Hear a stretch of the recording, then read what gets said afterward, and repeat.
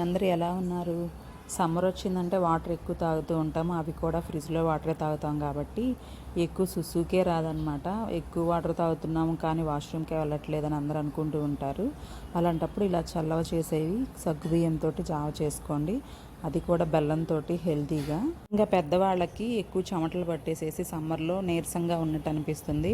అలాంటప్పుడు ఇలా తీసుకోండి. కొబ్బరి నీళ్ళు అలాగే మజ్జిగతో పాటు ఇవి కూడా తాగుతూ ఉంటే ఎక్కువ లిక్విడ్స్ తీసుకోవాలండి. 3, 4 లీటర్స్ అయినా తీసుకుంటూ ఉండాలి.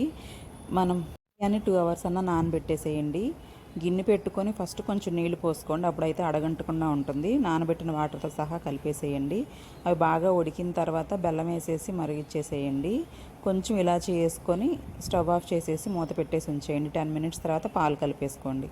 వేడి చేసి ముక్కు దగ్గర పెదాల దగ్గరగా అందరికీ చిన్న చిన్న పొక్కులు వస్తూ ఉంటాయి కదా, ఇలాంటివి చలవ చేసే తాగుతూ ఉండండి.